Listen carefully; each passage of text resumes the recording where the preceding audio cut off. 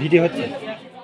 রংপুরের মিঠাপুকুরে সেপটিক ট্যাঙ্কে পড়ে গিয়ে মা ছেলেসহ ৩ জনের মৃত্যু হয়েছে।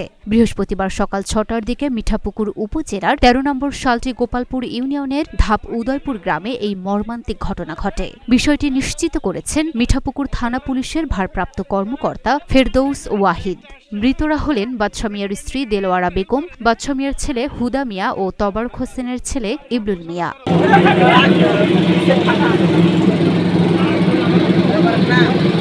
এলাকাবাসী ও নিহতদের পরিবার সূত্রে জানা যায়, উপজেলার গোপালপুর ইউনিয়নের ধাপ উদয়পুর গ্রামের দেলোয়ারা বেগম নিজ বাড়ির সেপটিক ট্যাঙ্কের উপর মই রেখে লাউ শাক সংগ্রহ করছিলেন। এক পর্যায়ে ট্যাঙ্কের জরাজীর্ণ ঢাকনা ভেঙে ভেতরে পড়ে যান। তার চিৎকার শুনে ছেলে ইদা মিয়া তাকে বাঁচাতে ট্যাঙ্কের ভেতরে নেমে অসুস্থ হয়ে পড়েন। পরে প্রতিবেশী ইবলুল মিয়া ট্যাঙ্কে নেমে উদ্ধারের চেষ্টা করলে তিনিও অসুস্থ হয়ে পড়েন। খবর পেয়ে ঘটনাস্থলে পৌঁছে ফায়ার সার্ভিসের ২টি ইউনিট ১ ঘণ্টার চেষ্টায় অভিযান চালিয়ে তাদের মরদেহ উদ্ধার করে পরিবারের কাছে হস্তান্তর করেছে। ফায়ার সার্ভিসের উদ্ধার কর্মীরা জানিয়েছে, কার্বন মনোক্সাইড গ্যাসের তীব্রতায় তাদের মৃত্যু হয়েছে। এই ঘটনায় ওই এলাকায় শোকের ছায়া নেমে এসেছে।